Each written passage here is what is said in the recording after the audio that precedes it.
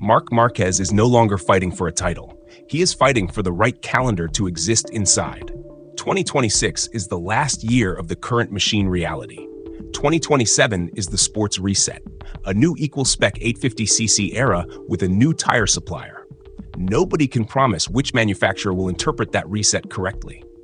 Nobody can promise which rider style will survive it. So, Márquez is trapped in a contradiction that destroys champions. If he stays where he wins now, he may arrive in 2027 holding the wrong weapon. If he leaves to chase the 2027 weapon, he risks burning the only guaranteed title window left. This is why Giacomo Agostini's warning lands like a cold hand on the throat. The greatest winner in Grand Prix history does not talk about speed. He talks about the decision, Ducati or Honda, stability or nostalgia, certainty or gamble, and he calls it difficult because the future is unknowable. One question governs everything. Does Márquez spend 2026 defending his crown or positioning himself to survive the new war in 2027? If this is a contract story, it is also a mortality story. Márquez's shoulder is still healing. The first choice he is making is not about a team. It is about risk. The paddock wants certainty because uncertainty destabilizes everyone who depends on it. Márquez's contract timeline is the fuse. Most deals expire at the end of 2026. The 2027 reset turns every rider into an investor, forced to bet on a project with incomplete information. Márquez admits this rider market will be the most difficult of his career because rules are changing and no one can promise the best bike. Then he adds the line that explains why Ducati cannot relax. He rates his desire to stay in red as an 8 out of 10. But he is only one part of it. That is not a commitment. That is leverage. His logic is clean and cruel. For 2026, he expects Ducati to deliver the fastest bike. For 2027 and 2028, everything is open. He will have to understand many things and decide what is best for his future. That sentence is not about curiosity. It is about power. Because Ducati's internal development is not neutral anymore. When one rider becomes the reference point, the bike evolves toward his instincts. Ducati has done this before. The Mugello 2024 pivot proved they can flip the entire future within 24 hours when the next era becomes obvious. The factory chose Márquez. The factory took the #1 path away from Martin. That is canon. In 2025, Márquez dominated the GP25 and won the title with 5 rounds remaining. His comeback became the new standard. Inside Ducati, that created a second canon. When a rider delivers immediate supremacy, the system builds around him. But supremacy has a cost. When a factory commits to the champion as the center of gravity, everyone else becomes a supporting character in their own story. Bagnaia is already living that cost. He is a 2-time MotoGP champion, and the GP25 still became a season-long collapse because he could not unlock what the bike demanded. That is canon. Now add the injury layer. Márquez's shoulder required a slower, calmer recovery. Returning early would have risked his career. He learned the oldest lesson in racing.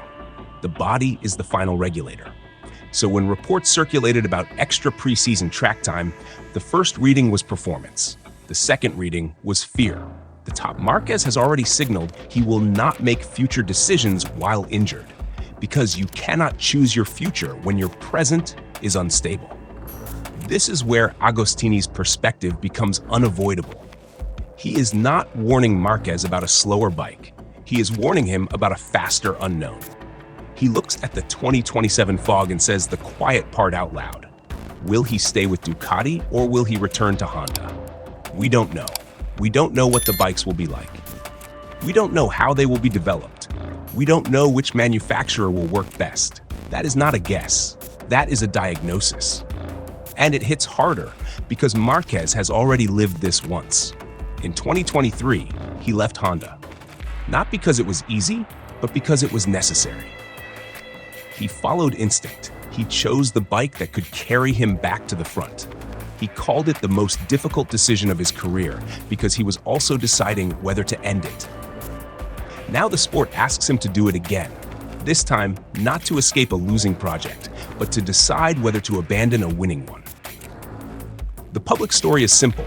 Márquez is the champion. Ducati is the best package. The safest move is to stay. Fans want the math to be clean. 8 out of 10. Fastest bike. Win again, then decide. That is the illusion.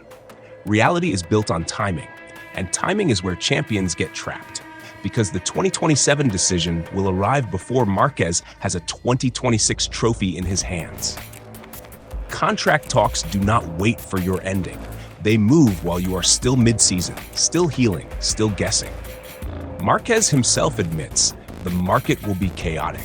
He describes it as interesting not only on track, but outside the racetrack, in the paddock, between the tracks.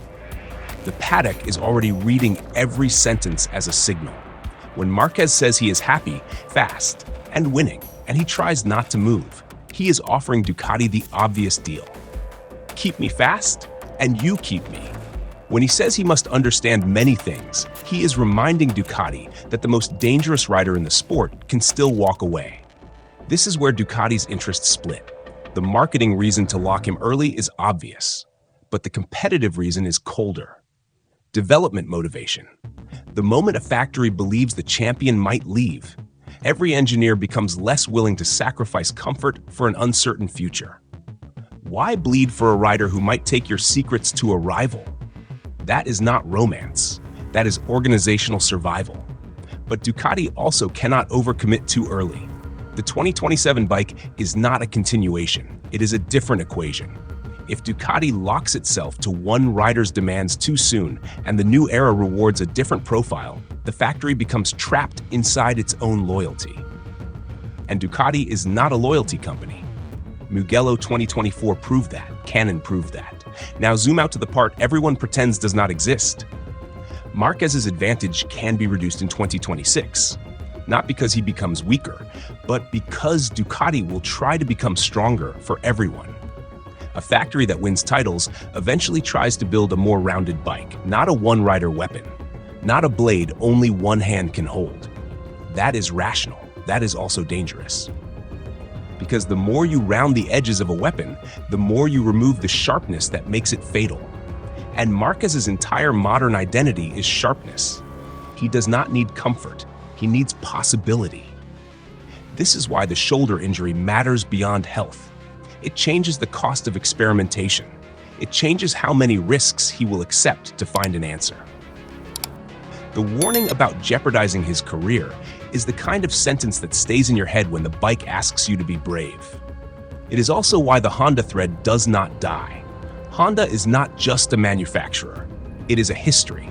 It is a garage full of people who watched Márquez bleed for them. That matters because the 2027 decision is not purely technical. It is emotional and political at the same time. Returning to Honda would be framed as reunion and redemption. Staying with Ducati would be framed as pragmatism and legacy maximization. Márquez knows this. He also knows he cannot choose based on nostalgia. That is why he describes a Honda return as closer to theory than practice, even while admitting the door is not closed. So what does Agostini really do here? He removes the comfort of obviousness. When Agostini says it is difficult because nobody knows the 2027 bikes, he is not just describing the grid. He is describing the trap inside Márquez's head. Because if nobody knows, the decision becomes a test of instinct. And Márquez's entire comeback was built on instinct. He left Honda because instinct told him the best bike was the path back to the front. He validated himself. He landed in factory Ducati. Now instinct must answer a different question. Where is the best chance after the reset? This is where the rider market becomes a weapon against him. If Ducati believes Márquez might consider Honda, Ducati will use 2026 to convince him not with words, but with performance. Fastest bike, protected title defense, stability framed as wisdom. But Honda will sell the opposite story. The reset is the only moment a giant can reboot. The new era is the only moment the old empire can become new again. The pitch will be simple. Leave while you are still champion. Arrive as the architect of the new project. Own the era. That pitch is poison. It flatters the ego without guaranteeing the result.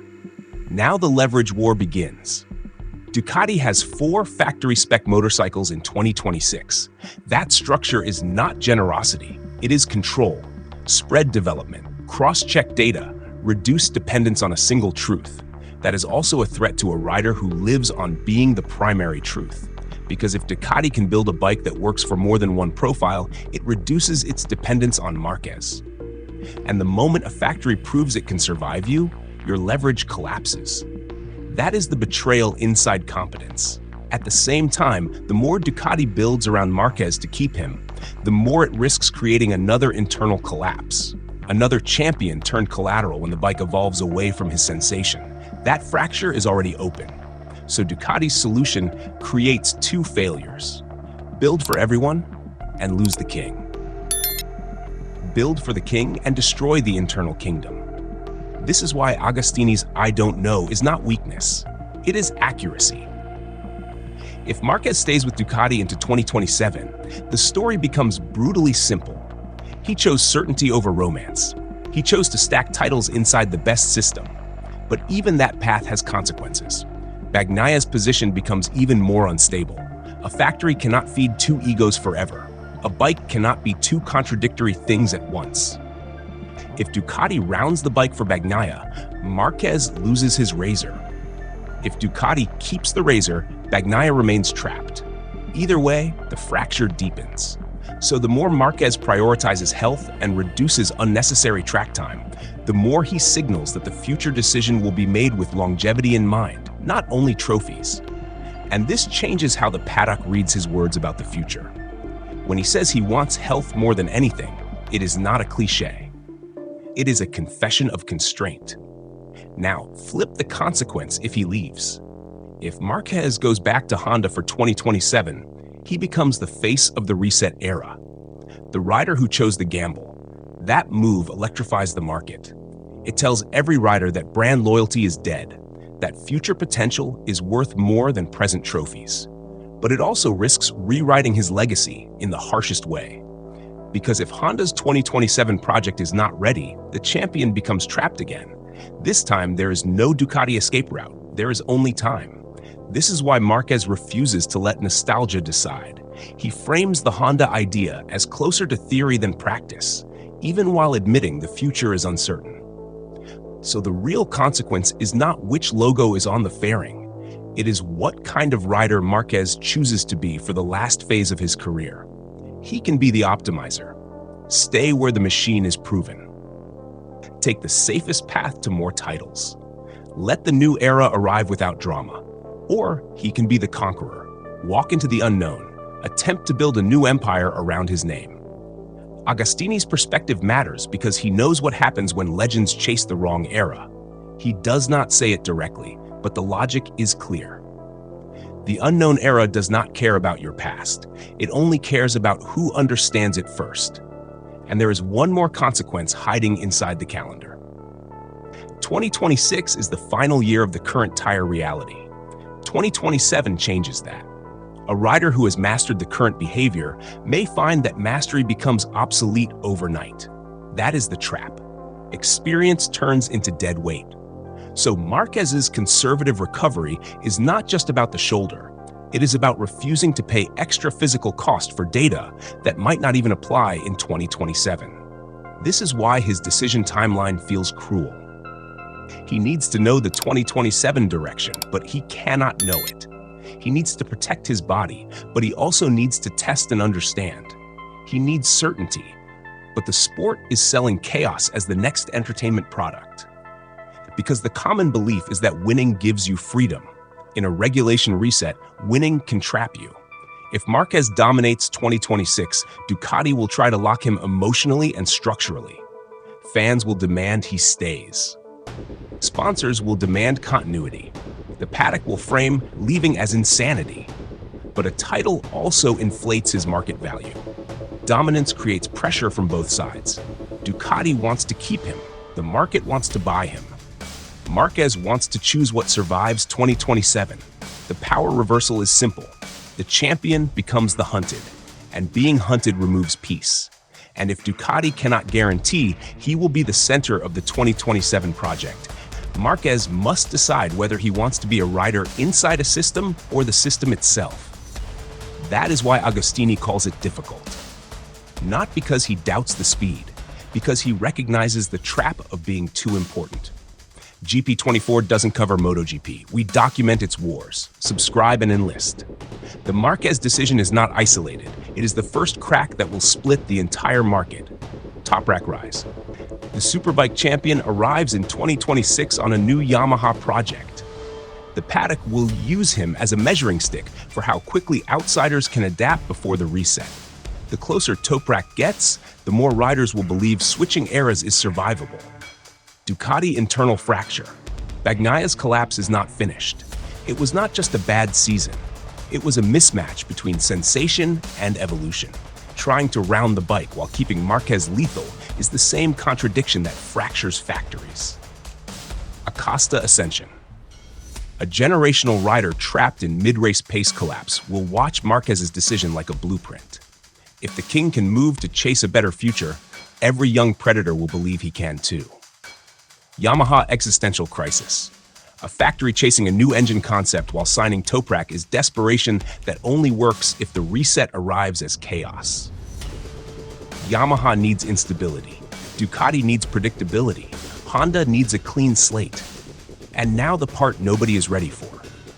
If Márquez chooses stability and stays with Ducati, the reset becomes a referendum on whether Ducati can remain an empire when the rules rip the ground away. If Ducati fails, Márquez becomes the legend who stayed loyal to the wrong future.